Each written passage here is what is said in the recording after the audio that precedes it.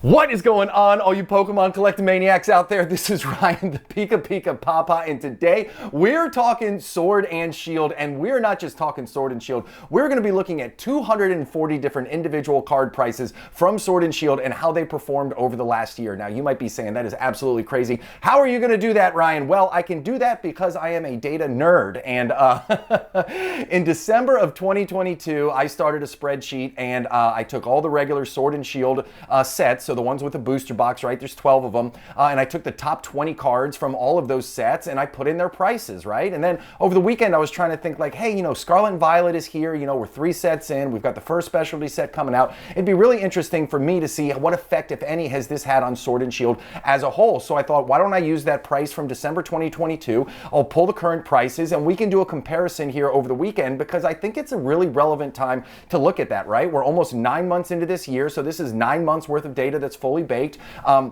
Some of these Sword and Shield sets, are getting to be kind of old, right? Darkness Ablaze, Sword and Shield Base, Rebel Clash, like they're starting to get to the point where they're a little bit rarer, but at the same time, we still have a lot of Sword and Shield that's out there in the market, right? At Pokemon Center, I know not everybody in the world has access to it, but there's a lot of stuff you can buy at Pokemon Center at MSRP. A lot of local card shops still have product. You can still get great deals at eBay. So I thought this is a really cool time to see how these prices have moved, even though some are getting a little rarer, but some also have a ton of stock left because, hey, Scarlet and Violet is going to do something relatively similar. I always say this, the past doesn't repeat itself, but it sure has a tendency to rhyme. So I thought it would be really cool for us to look at this from a very high view, and that's what we're going to be doing in just a minute. Now, I have these 6 cards right here because we all know that the alt arts and some of the big name cards here in the Sword and Shield era, right, they have been getting their tail kicked just a little bit, and these are some of my absolute favorites from the set. Yes, I have the Darkness Ablaze Charizard on there because it is one of my favorites, and it has been getting its tail kicked.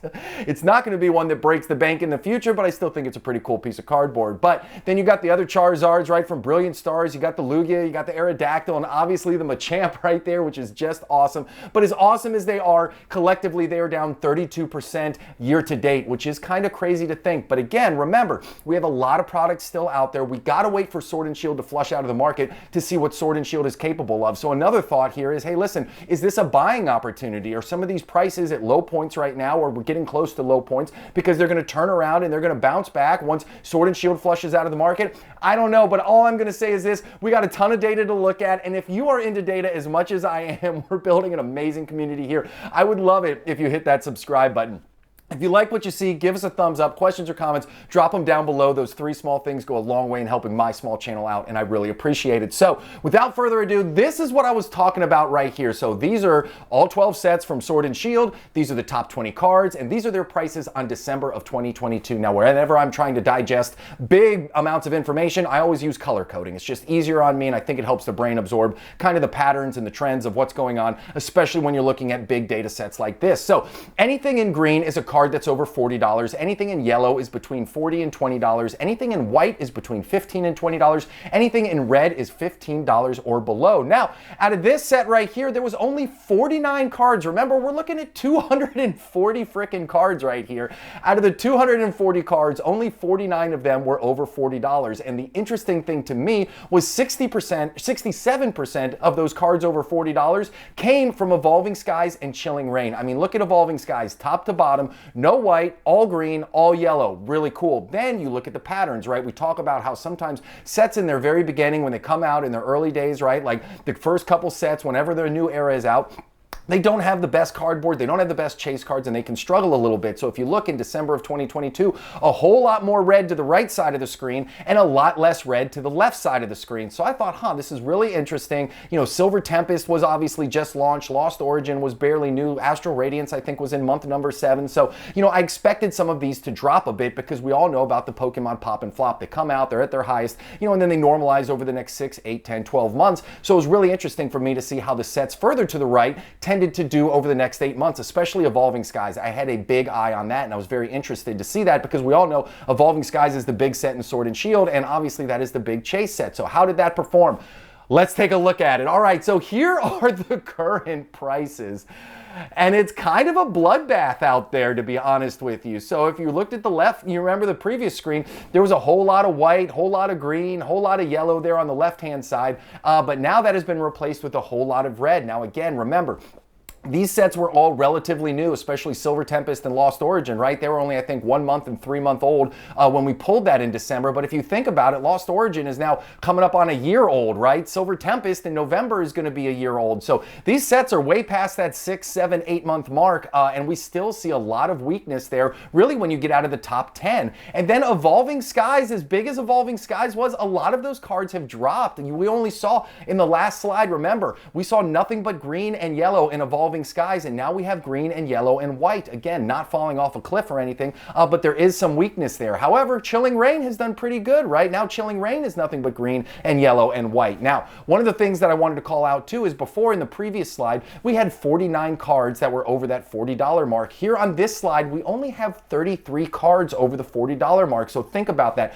Where we sit right here today, you and me, the entire Sword and Shield era, when we look at the top 20 cards of each set, we think about 240 freaking cards. There's only 33 that are over the $40 mark right now, and 63% of those cards, just like in the previous example, come from Evolving Skies and Chilling Reign. Now, the back 2/3 of this series is starting to look a little bit like the beginning, right? Which is not a great thing. So we talked in the first slide, I was talking about how there was some more strength, some more green, some more yellow, some more white there in those more recent sets. We talked about the pop and flop. Well, the flop is definitely in full effect now, and it almost looks like you have Evolving Skies and Chilling Reign, which is kind of like parting the water there in the middle, and then to the left and to the right, you got a whole lot of red. So I thought, hey, listen, this is one way to look at it, but then why don't we look at the actual percentage, the actual change in price of these cards? And I think that's going to be another thing that's really cool for us to look at. And that's what I did right here. So in the red, you have cards that are down more than 15%. In the yellow, you have cards that are still down, but they're only down between flat to 15%. And then in the green, those tiny, that very, very few splotches of green you see in there, those cards are actually positive on the year. Remember, this is starting with the data point of what their prices were in December of 2022 versus what their prices are now. So only 31 cards out of the entire 240 that we started off with, only 31 cards are actually up. And 94% of those cards come from Chilling Reign and earlier, which is interesting to me, right? So we've talked about how can we layer the learnings from this into Scarlet and Violet, right? So what we saw here is, listen, a lot of those cards from Chilling Reign on up, even including Evolving Skies, like look at all the red in Evolving Skies, look at all the red in Brilliant Stars, Astral Radiance and Silver Tempest just absolutely got hammered, but again, that's to be expected. Lost Origin had that restock, Brilliant Stars had the restock. Like, there's a lot of explanations as to why this happened, but it is also incredibly important that we take the learnings from the past so we can apply them to the future, right? Now, who knows what else is going to get restocked? Is there going to be a Fusion Strike? I doubt it. I don't think that's going to happen. Is Astral Radiance going to get restocked? Like, that booster box is starting to go up a little bit. Like, I don't know what's going to happen, but it's really cool to look at this at a high level and kind of remind ourselves while we're in the present right now. Like, I know Scarlet and Violet booster boxes are incredibly cheap out there. You can get some for the high 80s, low 90s, most of them at worst are right around $100. And it's really interesting to see how these single cards have performed. Now, shout out to Battle Styles. Like, look at Battle Styles. Battle Styles has performed really, really well this year. Same thing when you look at Vivid Voltage and even Rebel Clash. Now, Darkness Ablaze and Sword and Shield just got absolutely throttled. So again, it doesn't matter how old they are, you still have to have great cardboard in it. Now, we talked about comparing Darkness Ablaze to Obsidian Flames, right? Because Obsidian Flames is the first Charizard set. Darkness Ablaze was the first Charizard set in Sword and Shield. I don't think you can really compare the two. I think Obsidian Flames has some better artwork in it. I think it's obviously got more Zards in it. It will be interesting to see how it flushes out, but if the market doesn't love those Zards, just like it didn't love the Darkness Ablaze Charizards, which were absolutely everywhere. I think the PSA 10 population is over 10,000, right? They were easy pulls. They were all over the place. Then just keep that in mind when we're starting to think about what the future of Obsidian Flames might look like. Now, the other cool thing to talk about is when you look at Sword and Shield and you compare that to Scarlet and Violet base, right? Sword and Shield has that Marnie card. Like, the Marnie card is the big chase that you know, the full art trainer, and it's up 55% so far this year, which is incredible. So you got to think about the Miriam, you got to think about the Ionos, right? Like, are they going to have the opportunity to really, really perform well in the long run? And who knows, even the big gainer there in Rebel Clash, right? Like, we know that these are full art trainers. In the beginning, these early sets, full art trainers tend to perform really, really well in the long run, and this certainly backs that up. So I thought this was incredible to look at. Again, I'm not overly surprised by the abundance of red on the left-hand side, especially especially with Silver Tempest. Again, it was only a month old where we started these data points. Lost Origin, I think actually Lost Origin has fought admirably in my mind, considering, you know, it's less than a year old. It's already gone through a restock. Like, I think those singles cards have done okay. Astral Radiance is getting hammered a little bit. Brilliant Stars, I just think is absolutely getting hammered too. Fusion Strike, I'm a big fan of Fusion Strike overall. That's my sneaky pick for Sword and Shield. So Evolving Skies was not immune from the craziness either. Lots of double-digit loss there. So anyways, I thought this was a really cool thing to look at as we're rolling into this. So what did I take away from this? Listen, just like I've said, Silver, Lost Origin, Astral Radiance, they were all in their infancy when we started this off. What was really interesting to me was the total value of the top 20 cards for all 12 of those Sword and Shield sets in December of 2022 was $7,887. Now it is down to $6,791, representing an overall drop of 16%. Now, if you saw all of those different cards out there, right?